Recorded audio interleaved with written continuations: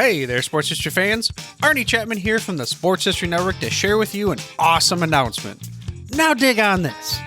4 of our amazing podcasts have clinched spots in the final round of the Sports Podcast Awards, and we need your support to take home the trophy.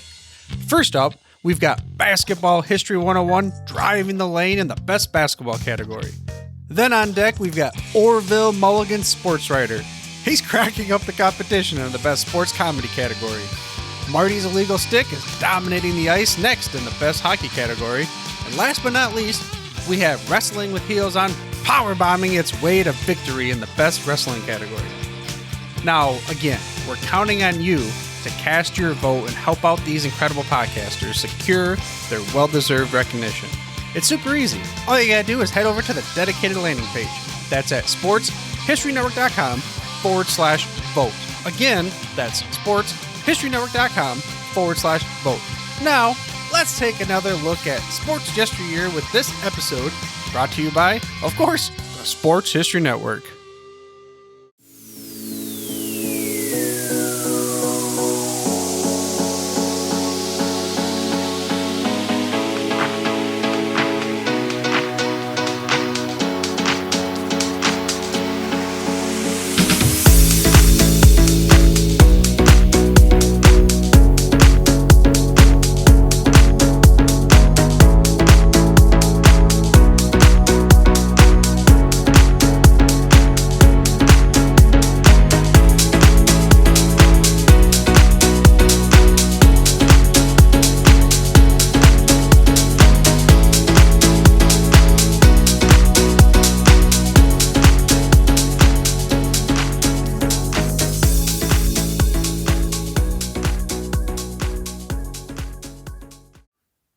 This is Steve Fidel, former linebacker for the University of Pittsburgh Panthers and the Pittsburgh Steelers, and you're listening to the Total Sports Recall Podcast, a part of the Sports History Network.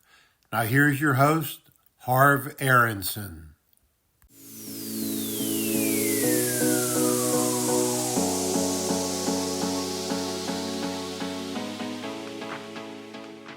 Welcome to Total Sports Recall. I am your host, Harv ARONSON, and for those who have listened to this podcast since it began last year, you know I am from Pittsburgh and a huge Steelers fan, and obviously a fan of the Pirates, Penguins, and Panthers. But my guest today has a passion for the Steelers as well, so much so he wrote a book about the 1947 Steelers. My guest is Steve Massey, who grew up in Mississippi in the 1970s, where he became a passionate football fan. Every weekend, Steve would tune in for NFL games, and without a professional team in his home state, he jumped on the Pittsburgh Steelers bandwagon and never lost an interest in the black and gold, as he still calls himself a fan of the team today. Like any Steelers fan, Steve Massey has seen the highest of the highs and lowest of lows with the Pittsburgh Steelers, from Super Bowls in the 1970s and beyond to that lean years that Chuck Nolan had endured late in his career and a few dismal seasons Bill Cowher experienced. On a personal level, Steve Massey studied history and education at the University of Southern Mississippi and then coached sports for 19 years in his home state and in North Carolina. After getting married, he relocated to Athens, Georgia. As a loyal Pittsburgh Steelers fan, Steve learned as much as he could over time, and the 1947 season appealed to him in a major way. The team was coached by Jock Sutherland and finished in a first-place tie in the NFL's East Division, with the Philadelphia Eagles forcing a playoff between the two, making it the first time in their history the Steelers had made the playoffs. The Steelers would lose that game, and following the season, Sutherland passed away after suffering from an undetected brain tumor. The team would not make the playoffs again until 1972. Because of his interest in the 1947 season, Massey decided to write a book about that season and titled it Starless Steelers. It was published in 2018. So as a fellow Steelers fan and a diehard like you, Steve, I welcome you to my podcast, and it's a pleasure to be able to talk Steelers with another black and gold fan. Thank you, Harv. I appreciate you having me on. Well, Steve, let's begin with your book, Starless Steelers. How did you come up with the name for that book?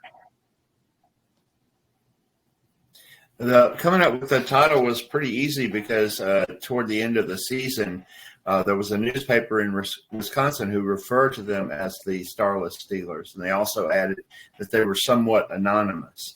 And Starless Steelers was the perfect name for the team because they had Bill Dudley the year before, who became the MVP of the league. And after he left the team, that left them without a true star, marquee player. So they became known for their team cohesion without a star player. Yeah, Bullet Bill Dudley. I certainly remember him. Well, I don't know your age, Steve, but I'll be 65 this year. And when Jock Sutherland passed away, he was only 59 years old. That's pretty much a prime age for a head coach. And back then, and even today, that's not considered as old as we see, like Bill Belichick and Pete Carroll still coaching. What are your thoughts about how tragic Sutherland's death was? Well, it was tragic for not just for Jock, but for the team. I'm 57 years old. So you and I have definitely a perspective on his age. I don't have any doubt whatsoever that if Jock would have lived and stayed with the Steelers, and he certainly would have, that the Steelers would have had an NFL championship at some point, at least by the early 50s. They might have beaten the Eagles. The Eagles went to the NFL championship 3 times. They lost to the Cardinals, then beat them, and they beat the Rams for the championship. But the Steelers were definitely their equal in the division. Well, something else I learned about Sutherland while doing some research I was not aware of is that he also coached the University of Pittsburgh football team. Sutherland's teams were named at Pitt Eastern football champions 7 times. Did you happen to mention anything about his coaching career at Pitt in your book? I did. In the biography portion of the book, I talk about Sutherland's time at Pittsburgh, and it's where he developed his single wing offense. He is still today one of the highest percentage winning coaches, and he had he had over 100 wins and a handful of losses the time that he was there. He was just as strong as Eddie Robinson or Paul Bryant, any of those guys. Pittsburgh was a powerhouse team, and it was because of his system. Oh, that's interesting because household names that you just mentioned, when Bear Bryant and others like that, they're household names, but a lot of people don't know who Jock Sutherland was. But yet, there you go, you're backing them up with some stats that are really impressive. Total Sports Recall is sponsored by Mira Artistry, where you can purchase beautiful fine art photography and abstract art. Contact Mira Artistry in regards to commissions and availability of the pieces on her site. She would like to create something special for you. For the photography and art lovers in your life, Mira Artistry has the perfect gifts for you. Visit Mira Artistry at www.miraartistry.com. That's MERAARTISTRY.com. MiraArtistry.com. 1947 season, both the Eagles and the Steelers finished 8-4. Thus, they had to have a 1-game playoff in which the Eagles won 21-0. I'm sure the Steelers, even with the loss of their head coach before the next season, never thought it would be another 25 years before they would qualify for the postseason again. What stands out most about the 1947 season for you? Well, I think the resiliency of the players. They were under the radar, and they did things that no Steelers team had ever done before. They went into Green Bay and they beat Green Bay. They had a big safety in that game that was super important. They beat the Redskins. They tied the Redskins, and they lost a heartbreaker by 1 point. They did beat the Eagles. That was a big rivalry for the Steelers back in those days. I think it was just collectively it uplifted the city, and it was a bit like 72, because 1972, the whole town got so excited about it. Everybody in Pittsburgh was so happy about that team, and the Rooneys made money off of that team too, which didn't happen too often back then. Absolutely. And I was there to experience that growing up in Pittsburgh. That was actually my first year of watching pro football, and I owe credit to that for the immaculate reception. Of course, the city was just alive for that year. It was amazing. But for you, having always lived in the South, 2 of the states you lived in have a pro team, in the Carolina Panthers and Atlanta Falcons. But have you ever been to an actual Steelers game? Yes, I've been to 4 or 5 of them, and actually, Okay, cool. The Falcons being my hometown. The Falcons are my hometown team, so I always want them to do well. But unfortunately, I've only been to 3 Falcons games, and they were all against the Steelers, and so I had to boo my hometown team. 'Cause, we all wherever Steelers go, we take over the stadium, and That's right. I've got to get to a Falcons game where they're not playing the Steelers because, I let the Falcons have it whenever they're playing the Steelers. I'm actually, just like you said, I'm sure you weren't alone in that stadium. I mean, the Steelers, I always hear this, they travel well, but that's only partly true because like myself in Jacksonville, Florida, there's thousands of Pittsburghers down here.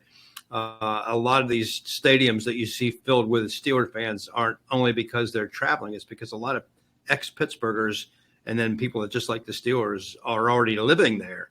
So it's crazy. And it's funny because the part of the yeah, go ahead. Go ahead, Harv. I was just going to say I had a bet. No, part of the irony of Go ahead, Steve. part of the irony about the decline of the steel industry was that a lot of Pittsburgh folks had to go elsewhere to find work, and when they did, they spread the nation got spread throughout the United States. Yeah. So there's a lot of families and guys like myself and my son that are Steelers fans now. Sure. I've only been to Pittsburgh once, and it was in the summer of '91. And so I saw the Pirates, but I didn't get to see them at Three Rivers. Wow. Yeah, I was going to say that when we were talking about this fans filling the stadiums, I had a bet with a local DJ down here, or sportscaster down here in Jacksonville years ago when the Steelers were coming to town. And I got on the radio with him while he was on the air, and I asked him, so how many Steelers fans you think are going to be in the stadium this weekend, this Sunday? And he said, maybe 5,000. I said, are you crazy? I said, that stadium will be filled with Steelers fans. And I went to the game, Steve, and oh, my God. I stood up at the opening kickoff and looked around, and it was nothing but Steelers fans. I was like, this is insane. Yep. So I called him back that Monday. Yeah. And I said, so now what do you think, Dempsey? How many fans do you think were in that stadium last night? Maybe 15,000. I said, what game were you at? I said, there was at least 35,000 people there. Easy. It was crazy. And that was going to be my next question. Have you ever been to Pittsburgh, and what your thoughts of the city are? Well, when I went to Pittsburgh, it was in the summer of 1991, and I was going to visit a friend of mine, and I enjoyed it. It was a nice town. It's been many, 91 was a long time ago, but I did go to the Pirates game, and that was good. It was a pitcher's duel, unfortunately, but I like the city a lot. It's one of the nicer places I've ever been to tell you the truth. Yeah. And I just turned my laptop around so you can see the backdrop. So I always have a taste at home behind me in my studio. There's the backdrop of the city of Pittsburgh at night. And I love it. It always gives me the reminder of where I came from. So next question for you, Steve. Who's your favorite player ever for the Steelers and why?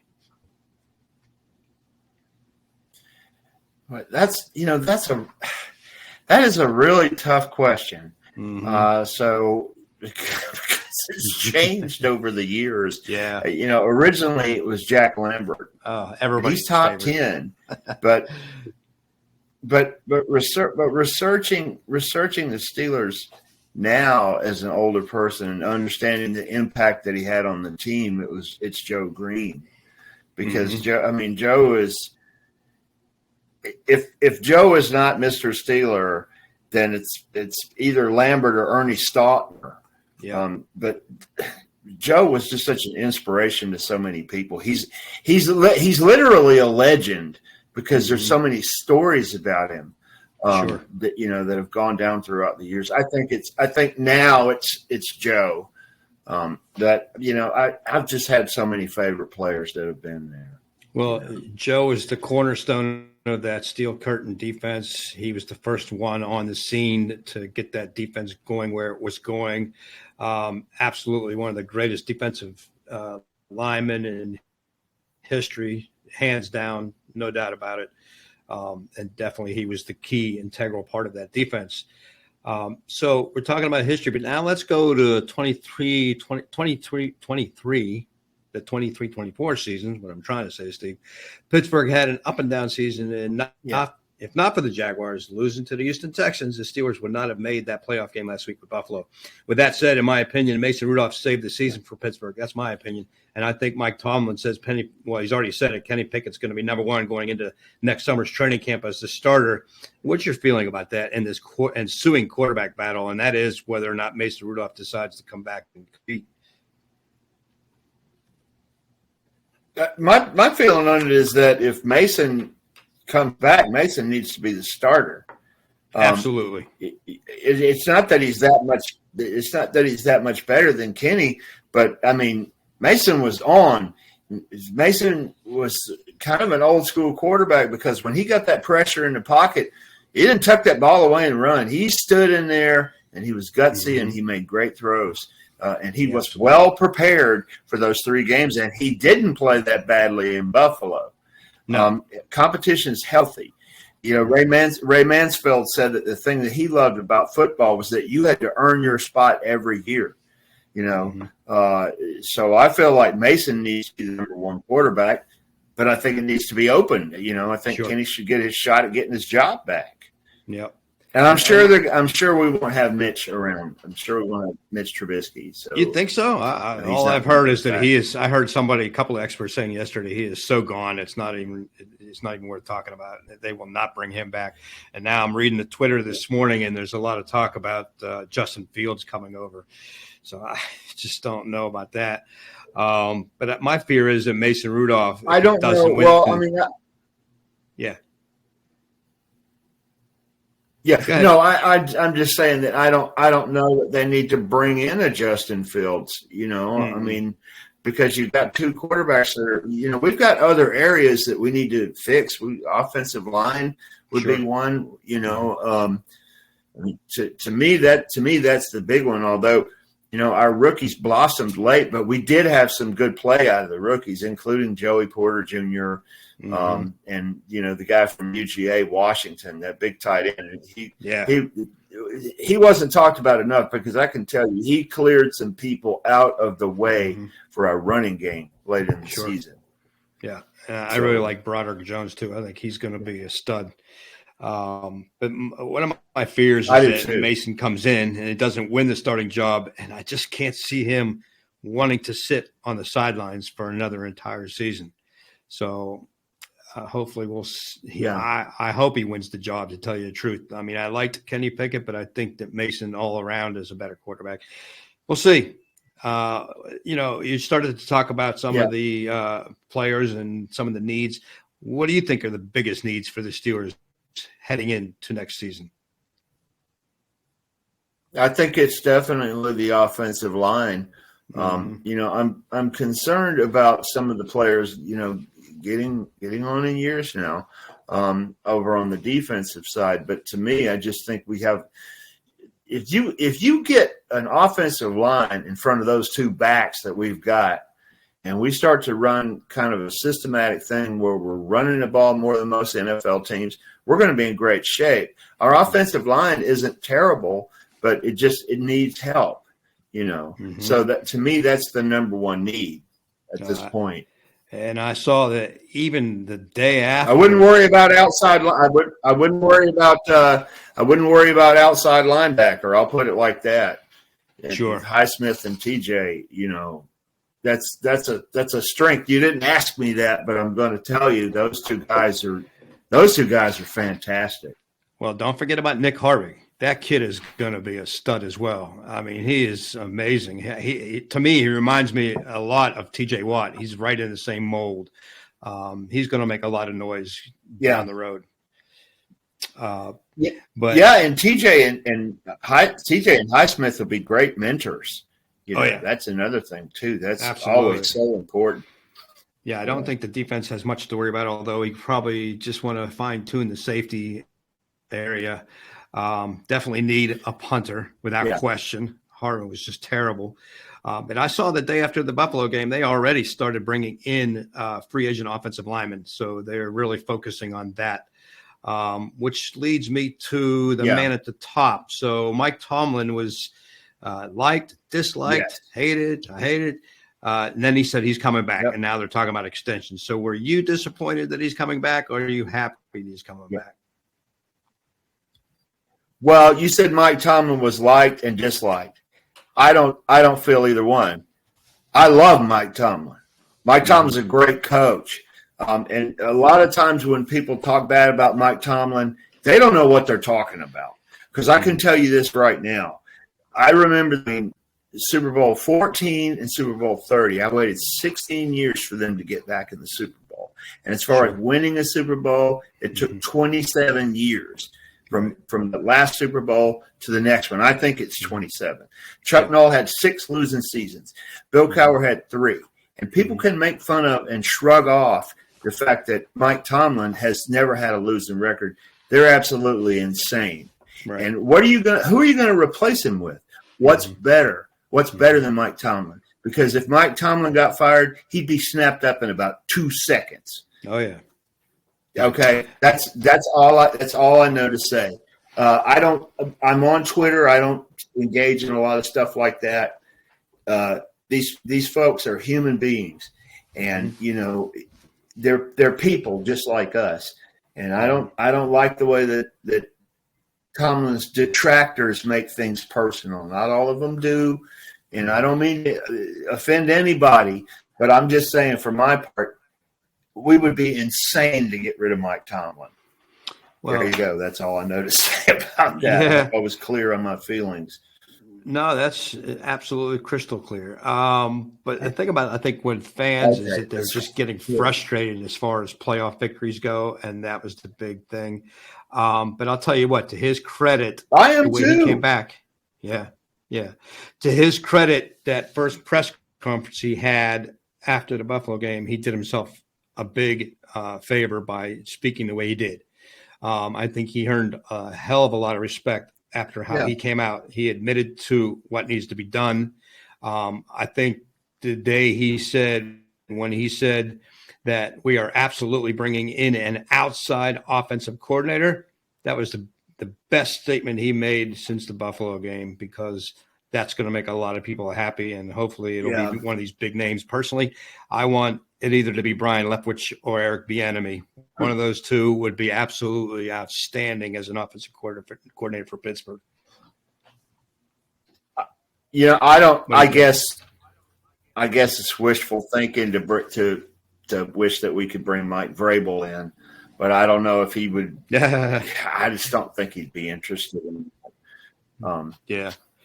So that's me. I think Tomlin's already put us in the right direction. And even though the season's not even over, and our season's just ended last week, and I already have a really, really good feeling about next year. The only question mark for me is going to be that quarterback position, and that's going to make the difference, I think, be where we go.